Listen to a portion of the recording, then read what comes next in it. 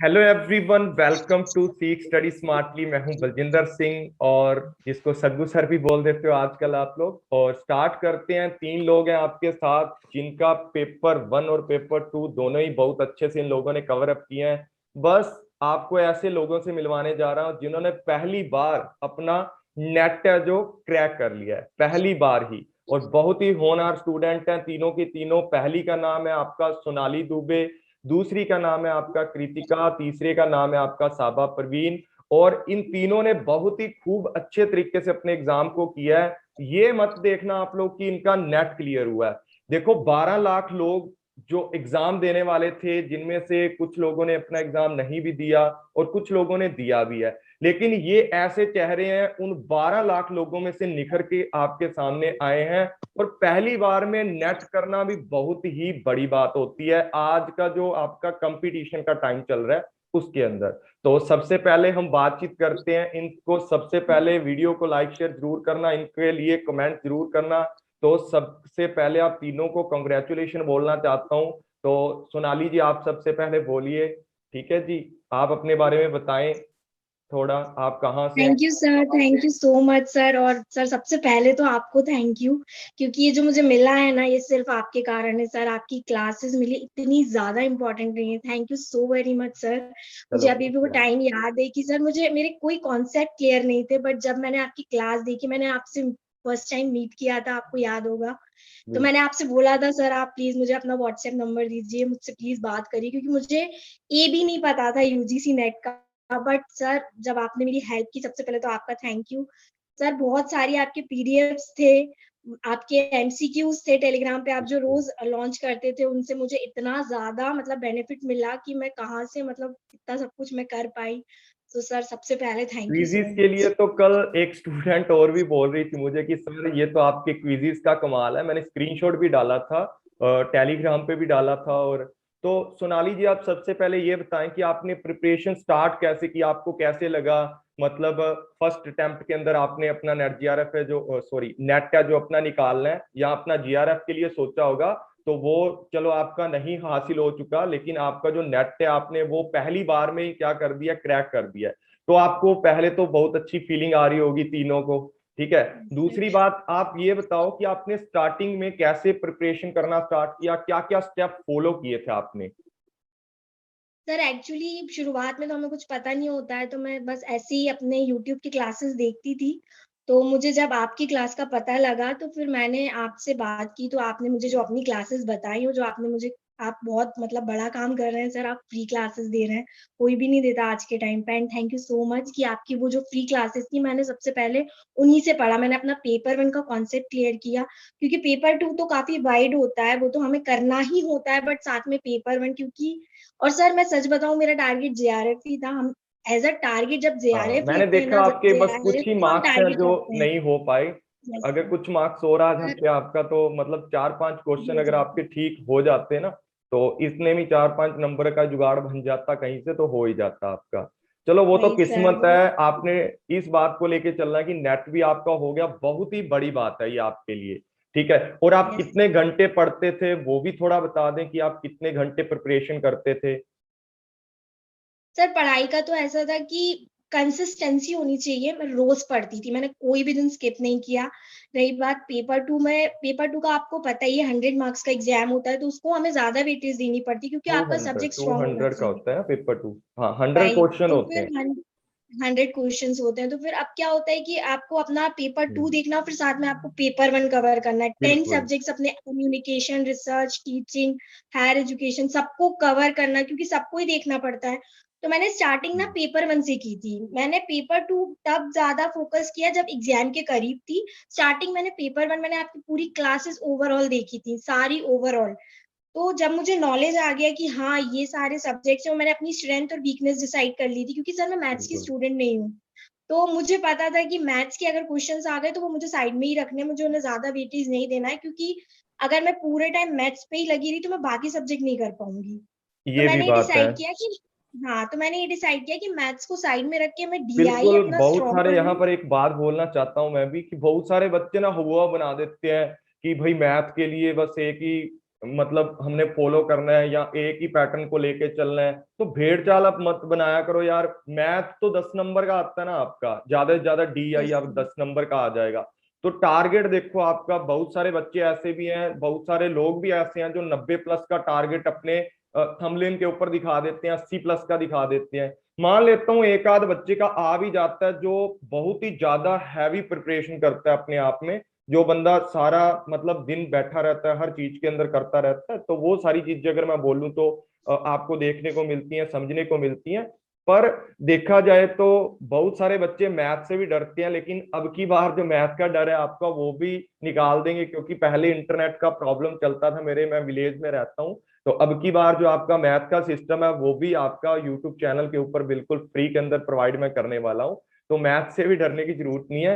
पर इतना है कि आपने बहुत ही अच्छा किया है, पहली बार में नेट क्रैक किया जो आपने।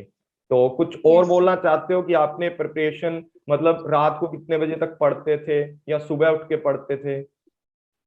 सर, एक्चुअली मैं ऐसा करती थी कि मैं रोज एक मॉक टेस्ट लगाती थी। मेरा रेगुलर था कि मुझे एक पैसेज करना है, मुझे DI करना है, मुझे कम्युनिकेशन, मतलब मैंने ना वीकली डिसाइड कर लिए थे। एक दिन कम्युनिकेशन का, एक दिन रिसर्च का, उसके MCQs करने, 100 MCQs करने की कोशिश करती थी।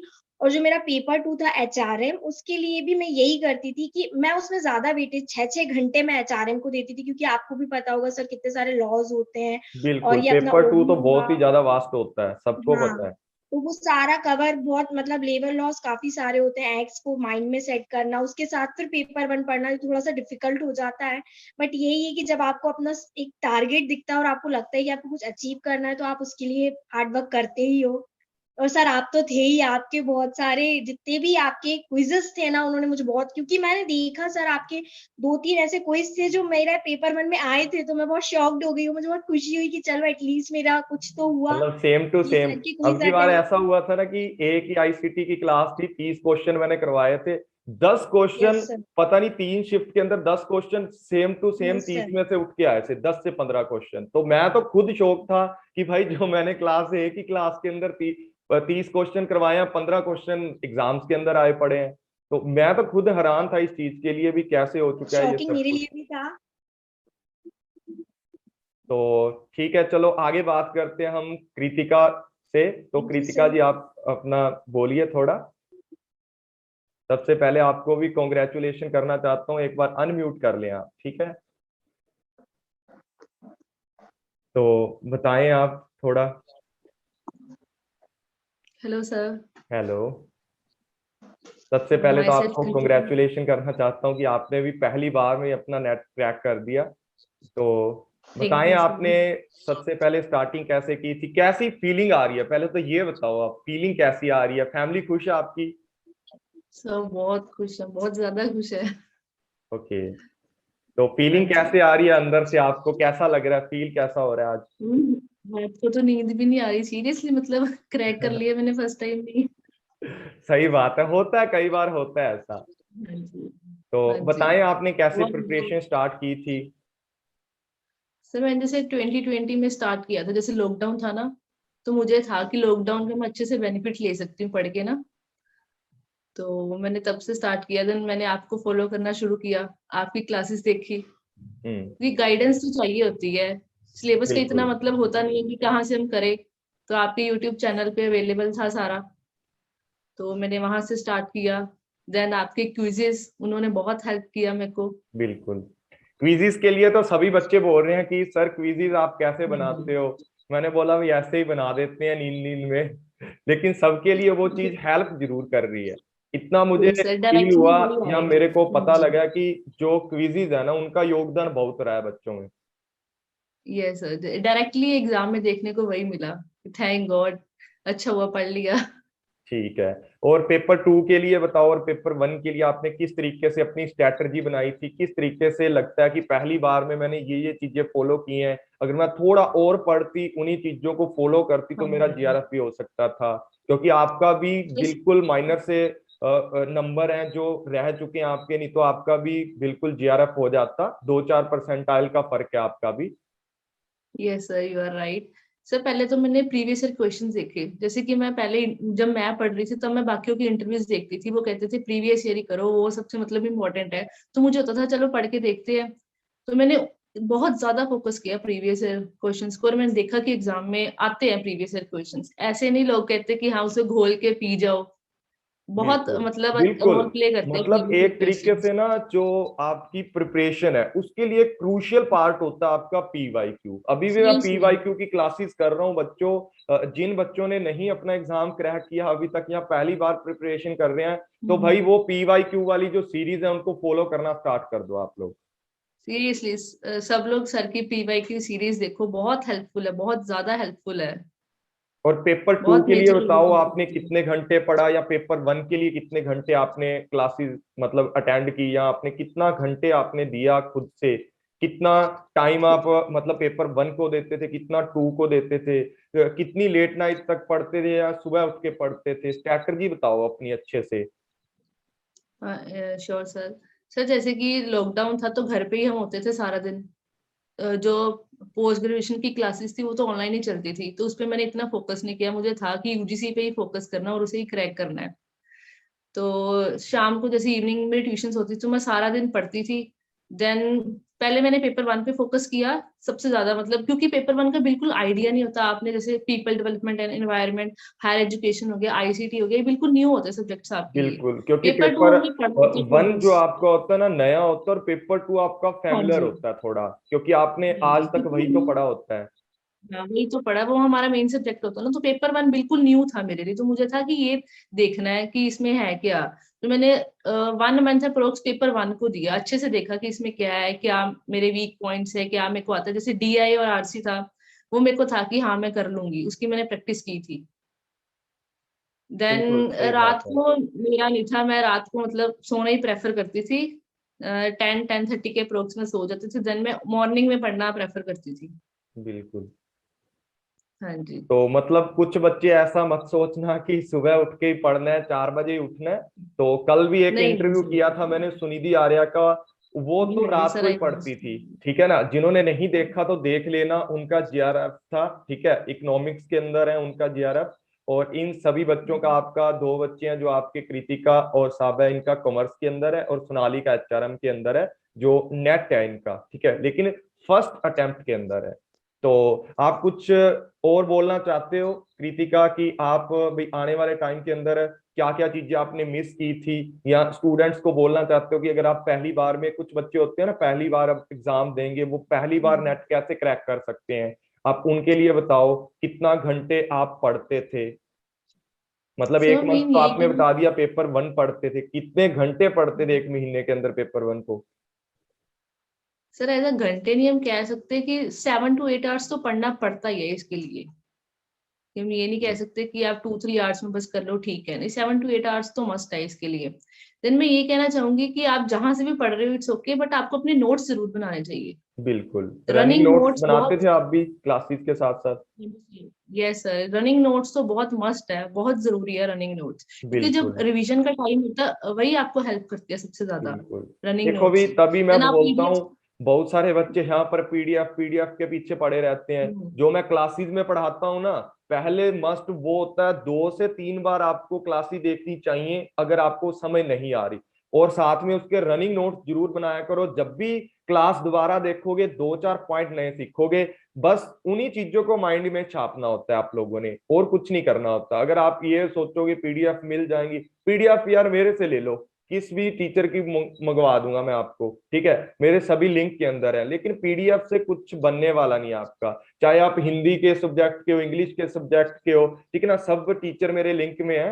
तो उन चीजों का कोई फायदा नहीं होता जब तक आप उन चीजों को अच्छे से पढ़ते नहीं हो, देखते नहीं हो, समझते नहीं हो। तो आगे बात करते हैं हम साबा परवीन से। तो साबा जी, आप अनम्यूट करके थोड़ा बताएं स्टूडेंट्स को कि किस तरीके से आपने पहली बार है जो पूरे का पूरा अपना नेट है जो क्लियर किया आपने। तो सबसे पहले सबसे तो सर पहले आपको आपको thank you so much. Congratulation करना चाहता हूँ। Thank you so much sir. Okay sir सब आपकी वजह से हुआ है, आपने इतने अच्छे से पढ़ाया था सब कुछ। Okay okay okay. तो आप बताएं सर फिर मैंने आपने कैसे स्टार्ट किया प्रिपरेशन को, कब से सर प्रिपरेशन मैंने कर रहे हो? आपका पहली बार हुआ है ना, तो कब से स्टार्ट किया था यस सर। प्रिपरेशन आपने? सर मैंने दिसंबर 2020 में। दिसंबर 2020 में। सर उस टाइम तो मुझे कुछ भी आइडिया नहीं था इसके बारे में। ओके फिर मैंने यूट्यूब की क्लास देखती थी, फिर एक बार मेरी एक फ्रेंड ने मुझे सजेस्ट किया कि आप सग्गू सर को देखिए, ओके, वो सब आपको कॉन्सेप्ट क्लियर करा देंगे। बिल्कुल। तो फिर फिर मैंने सिलेबस देखा और मैं अभी सिलेबस के सग्गू सर के अकॉर्डिंग ही। नाम से फेमस कर रहे हैं सब बच्चे। हाँ जी, बोलिए। सर फिर मैंने जो भी मतलब सिलेबस को देख के फिर उसके स्टेप बाय स्टेप में सारी आप क्लास देखती थी, ओके, और उसके साथ साथ मैं अपने शॉर्ट नोट्स बनाती थी। मैंने आप कभी भी कोई कितना पीडीएफ। कितना घंटे पढ़ते थे आप, ये बताइए मुझे। सर मैं लंच से पहले तो पेपर 1 मतलब 2 घंटे बस या हाँ, 3 घंटे। मॉर्निंग में पेपर 1 मतलब आप बोल रहे हो कि पढ़ते थे दो यस सर, घंटे और इवनिंग में पेपर 2। कितने घंटे देते थे पेपर 2 को? सर 3 या 4 आवर। अच्छा, 3 या 4 आप देते थे पेपर 2 को। तो 2 को। उसके बाद आपने क्या क्या किया, आपने क्या क्या स्टेप फॉलो किए, मतलब डेली वाइज आप क्या रूटीन थी आपकी? सर आपके क्विज, और सबसे पहले तो मैंने सारा सिलेबस मतलब अच्छे से कवर अप किया, और फिर जब सारा सिलेबस हो गया फिर मैं सिर्फ क्विज क्विज को देखती थी और उसे अच्छे से एनालाइज करती थी, ओके और अपने जो शॉर्ट नोट्स थे उनसे पढ़ती थी। और जो भी कुछ मुझे समझ नहीं आता था ना शॉर्ट नोट्स में जो टर्म्स थी छोटी छोटी, फिर मैं उन्हें गूगल कर लेती थी या फिर दोबारा से क्लास देखती थी उन्हीं की। बिल्कुल, ये बात आपने सबने ध्यान में रखनी है। मैंने स्ट्रैटेजी के अंदर भी सबको बताया था कि गूगलिंग 10 से 15 मिनट किया करो। मैंने खुद का एक्सपीरियंस आपसे शेयर किया था मेरी स्ट्रैटेजी के अंदर। ठीक है, आज भी मैंने बोला था 11 बजे स्ट्रैटेजी की क्लास है, तो सब बच्चे आ जाना। तो उस क्लास के अंदर भी मैं आपको समझा दूंगा। बाकी गूगलिंग मस्ट है। मैं बीबीए से टीच कर रहा हूँ, बीबीए से अपने ही कॉलेज के अंदर मैंने लेक्चर देने स्टार्ट किए थे।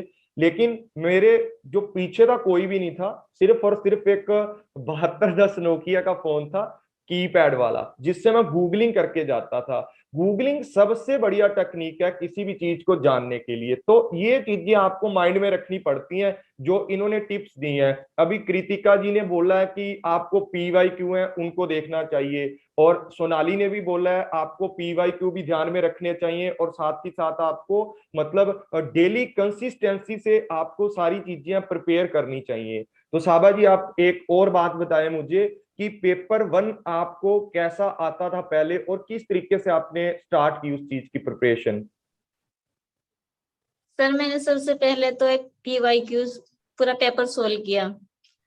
उसमें मुझे लगा DI तो कर ही लूंगी, और कॉम्प्रिहेंशन भी, उन पे मैंने फोकस नहीं किया। ये ओके मेरी गलती थी क्योंकि मेरा पेपर में सबसे ज्यादा टाइम पीरियड नहीं लगा था। ओके, हो तो गया मतलब था आपने बट आरसी और काफी टाइम DI कंज्यूम छोड़ हो गया दिया। था। ठीक है, यही आपका यस सर। वीक पॉइंट था। अगर ये आप पकड़ के चलते स्टार्टिंग से, तो ये आपका भी JRF होता आज। और यस सर, क्योंकि दूसरी बात मेरा काफी टाइम इसी में लग गया था, और मेरे बहुत सारे क्वेश्चन ऐसे हुए थे जो बहुत ही जल्दी जल्दी में हुए थे, मैं अच्छी तरह देख भी नहीं पाई थी। ओके, कई बार हो कोचिंग जाता है सिस्टम में भी लास्ट के बहुत। अंदर टाइम कम रह जाता है, प्रेशर के अंदर हम टिक करते जाते हैं क्वेश्चंस को। Yes sir. ओके, तो भाई यहाँ पर एक बात और सबको याद रखनी है, आरसी को छोड़ के मत जाना, क्योंकि आरसी पेपर 2 के अंदर 2 आपके रीडिंग कंप्रेंशन आते हैं आपके। अब की बार जो आरसी है 2 आते हैं आपके, और पेपर 1 में 1 आता है। तो कितने टोटल नंबर हुए? 5-5 क्वेश्चन लगा लो तीनों में, 30। ठीक है ना, 30 नंबर सीधे बन गए आपके। ठीक है ना, 15 यस क्वेश्चन सर। है, तो 2 मार्क्स का ईच क्वेश्चन आपका होता है। तो मतलब समझ जाओ कि 30 क्वेश्चन का जुगाड़ आपका आरसी से हो जाता है। लेकिन उसके लिए आपको कल भी सुनिधि आर्य ने भी बताया था, और इनसे भी पूछ लेते हैं। तो सबसे पहले पूछते हैं सोनाली जी से कि सोनाली, आपने आरसी के लिए क्या किया था? तो सोनाली जी आप बताएं, आरसी के लिए आपने क्या प्रैक्टिस किया था आरसी के लिए पेपर 1 के अंदर? सर आरसी के लिए मैं एक्चुअली रोज ही प्रैक्टिस करती थी। मेरा डिसाइड था कि मुझे एक पैसेज रेगुलर बेसिस पे रोज सॉल्व करना है। एंड मैं सर इंग्लिश न्यूज़पेपर पढ़ती थी, because newspaper is such a good concept. उससे आपके ज्यादा अच्छे से रीडिंग के क्लियर होते हैं कॉन्सेप्ट। क्योंकि क्या होता है जब हम पीसी पे कंप्यूटर पे कोई आरसी सॉल्व करते हैं तो बहुत डिफरेंस आ जाता है। क्योंकि वहां पे क्या होता है, एक तो हमें बहुत प्रेशर रहता है एग्जाम का। तो फिर मैं यही करती थी, मैंने डिसाइड किया था कि मैं रोज एक, मेरा टारगेट ही रहता था, चाहे मैं कितना भी बिजी हूँ, पैसेज सॉल्व करना है, मतलब करना है। मैं 1-2 पैसेज रेगुलर बेसिस पे करती ही थी। यही ओके, मैंने टारगेट सेट तो किया भाई था। सब बच्चे रूटीन बना लें, आरसी 1 या 2 डेली आपको क्या करने हैं, सोल्व करने हैं। सोते टाइम देख लो, किसी बुक से देख लो, कुछ भी कर लो यार, कुछ भी, चाहे मोटिवेशनल बुक लेके रख लो अपने पास एक छोटी सी, ठीक है ना, जिससे क्या होगा, आपकी रीडिंग इंप्रूव होगी। और टेक्निक मैंने बता रखी है मेरे यूट्यूब चैनल पे कि सबसे पहले आपको क्या करना है, किस तरीके से आरसी, 2 सिंगल वीडियो है, देखो मैं व्यू बढ़ाने के चक्कर में नहीं हूं कि व्यू बढ़ जाए, मेरे 2 ही वीडियो डाली हैं आरसी की, देख लेना जाके। मैं बोलता हूं, एक मेरी और भी स्टूडेंट थी प्रतीक्षा, 555, ठीक है ना, मतलब 5 के 5 क्वेश्चन उसके पेपर 2 के अंदर भी ठीक थे, दोनों पैराग्राफ के अंदर, पेपर 1 के अंदर भी ठीक थे। सिर्फ उसने मेरी वीडियोस को फॉलो किया था। भाई आपको वीडियो का लिंक है जो मेरे यूट्यूब चैनल पे मिल जाएगा, जब मर्जी देख लेना, जिसको नहीं मिल रहा तो मुझे बोल देना। बाकी प्लेलिस्ट के अंदर जाओगे, सीख स्टडी स्मार्टली सर्च करो, प्लेलिस्ट के अंदर जाओगे, वहां पर आपको मिल जाएगा साथ ही साथ रीडिंग कंप्रेhension के ऊपर आपको 2 वीडियो, ठीक है, चुटकियों में सॉल्व होगा, उसके ऊपर लिखा भी आपका। तो अब कृतिका से पूछते हैं उन्होंने क्या किया था इस चीज के लिए। तो कृतिका जी आप बताएं, आपने किस तरीके से सॉल्व आउट किया था आरसी के बारे में। तो पहले तो मैंने PYQs ही देखे थे, अच्छे से सॉल्व किए PYQs। PYQ के आरसी लगाए थे मतलब। जी। फिर मतलब मैं फोन पे या लैपटॉप पे देखती थी कि कैसे मतलब पेपर पे जाके पैनिक ना हो, हम कैसे सिचुएशन को फेस करें।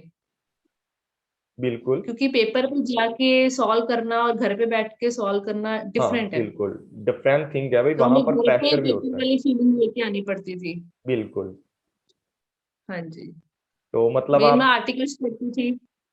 ओके, मतलब आप आर्टिकल पढ़ते थे और पेपर जो लैपटॉप पे लगा के देखते थे, तो ये भी अच्छी हाँ चीज है, जी। पहले प्रैक्टिस हो जाती है, बैठना आ जाता है लैपटॉप के ऊपर भी, इस तरीके से है। और न्यूज़पेपर भी बहुत अच्छी चीज है, आप डेली यस न्यूज़पेपर भी यस। पढ़ सकते हो, और आरसी है जो पुराने आरसी हैं वो लैपटॉप से भी लगा सकते हो। बहुत सारी वेबसाइट्स हैं आपके पास जहां पर आपको फ्रीली डाटा मिल जाता है आरसी का, तो आपने ये सर वहां से बाकी मैंने लगाया। आपकी वीडियोस देखी थी, बिल्कुल। जो तो दोनों आपने डाली है, उससे बिल्कुल। बड़ा मोटिवेशन मिला। ओके, और साबा जी आप बताएं, आपने आरसी, आपने तो बता ही दिया कि आपने एक ही गलती की थी आरसी के अंदर, कि आपने आरसी छोड़ दिया, ठीक है। भाई भूल मत करना, ऐसी भूल करोगे तो आपका नुकसान हो जाएगा। जिस तरीके से अभी साबा जी के कुछ ही मार्क्स हैं, इन तीनों बच्चों के कुछ कुछ मार्क्स हैं जिनसे ये रह चुके हैं। सिर्फ ऐसा मान लो कि माइनर था, किनारे पर लग चुके थे, मतलब थोड़ा सा रह गया था, जीआरएफ वाला किनारा था ना, वो पकड़ चुके थे, बस थोड़ी सी।